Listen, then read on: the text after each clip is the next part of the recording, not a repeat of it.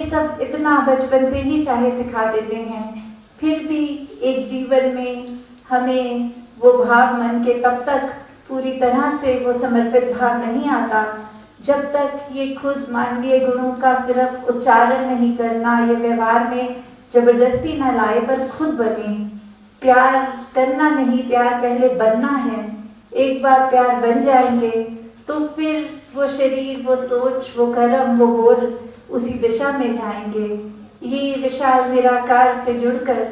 फिर खुद भी हम इतने विशाल होंगे कि किसी को जज नहीं करेंगे, किसी के साथ जोर जबरदस्ती नहीं करेंगे।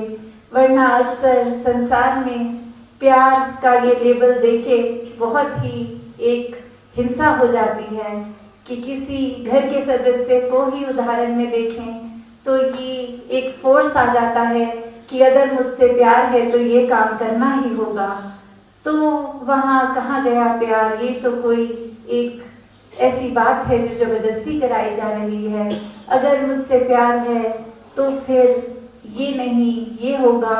अगर प्यार है तो फिर एक डोमिनेशन है कि ये भाव मन के अपनी इच्छा छोड़ो, दूसरे की सोच, दूसरे के भाव अपनाओ।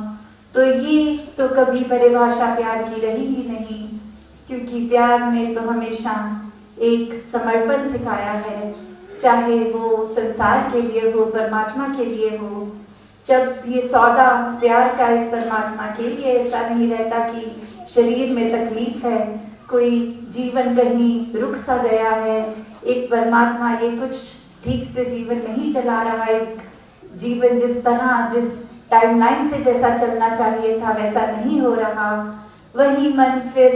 ये जहाँ परमात्मा को भी कोसने के लिए तैयार, और वही फिर इतने सवाल मन में कि ये अगर परमात्मा ने जीवन दिया है तो ठीक से क्यों नहीं हम जी पा रहे। एक अगर शारीरिक कमी अगर है, कोई तकलीफ, कोई बीमारी, तो भी फिर ये या तो भय से भक्ति अब शुरू कि ये तकलीफ दूर हो जाए, आर्थिक स्थिति इंप्रूव हो जाए, तो या तो उस वजह से फिर परमात्मा का नाम जप रहे हैं, या फिर ये परमात्मा में वही कंप्लेन से शिकवे उस तरह का जीवन जी रहे हैं। जबकि भक्तों का तो बहुत ही सहज जीवन होता है। अगर परमात्मा ने शरीर के अंग ठीक रखे हैं तो भी मुबारक, नहीं रखे तो भी मुबारक, महल है तो भी मुबारक, झोपड़ी है तो भी मुबारक। बस बात वही कि हमें अपना प्रयास जो करना है एक संसार में ये जिम्मेवारियों पे लगकर वो प्रयास जारी रखना है। फिर बात वही कि प्रयास का हम खुद ही एक वेस्टेड, एक अपना इंटरेस्ट ना बना लें कि अगर हम इस दिशा में यहाँ ये बीज लगाएंगे तो हमारे मुताबिक उतना ही पेड़ प्रफुल्लित होना चाहिए। नहीं, हमारा काम सिर्फ वो बीज लगा के एक पौधे में पानी डालना है, फिर इस परमात्मा पे है कि वो कितना प्रफुल्लित हो। तो बात वही कि हर एक से जहाँ एक जुड़ाव मन का रखना है, और वो मन का जुड़ाव इसलिए नहीं कि कोई मजबूरी है कि एक तरह का व्यवहार रखने से हम अच्छे इंसान बनेंगे। नहीं, वो अच्छा इंसान बनना वर्सेस एक स्पिरिचुअलिटी को अपनाते हुए एक निरंकार से जुड़कर इंसानियत आ जानी, इसमें बहुत फर्क है। क्योंकि अच्छा इंसान तो फिर सिर्फ अगर हम उस तरह माने कि जो मन में किसी की मदद कर दे, किसी के लिए दिल पिघले, या फिर कुछ एक अच्छे गिनने वाले जो काम होते हैं वो भी दिन से रात में कर दें, जरूरतमंद के लिए सर्दी है तो कंबल पहना दें। ऐसे तो गुण करते करते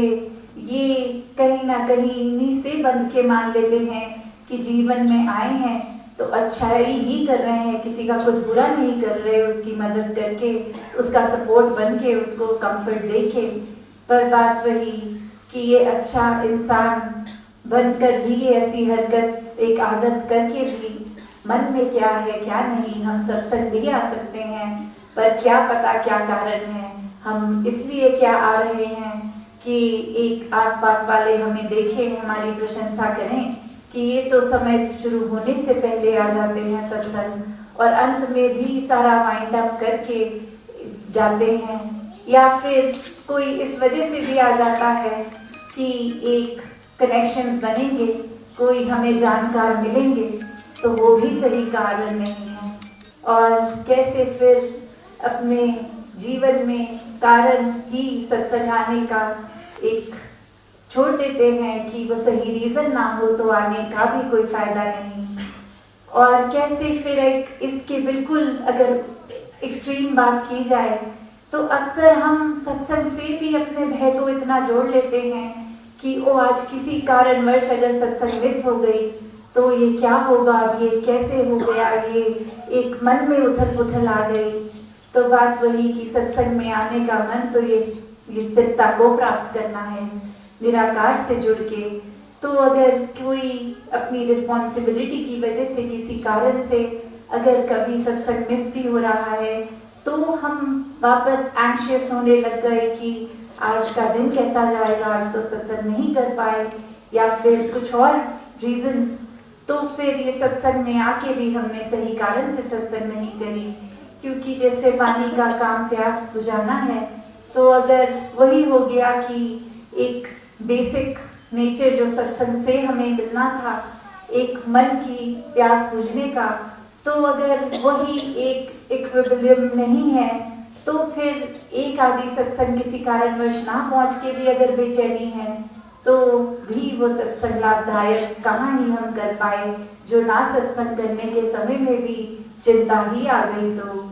तो कैसे अपने जीवन में हर किसी को जहाँ एक सेवा को भी करना है तो मदद की तरह नहीं, किसी को दिखावे रूप में नहीं, कुछ उसके पीछे ये कारण बना के नहीं कि सेवा करेंगे तो फल मिलेगा। एक बिल्कुल ही अपनी इच्छा खत्म करके हर एक को समर्पित होके ही एक सेवा होती है।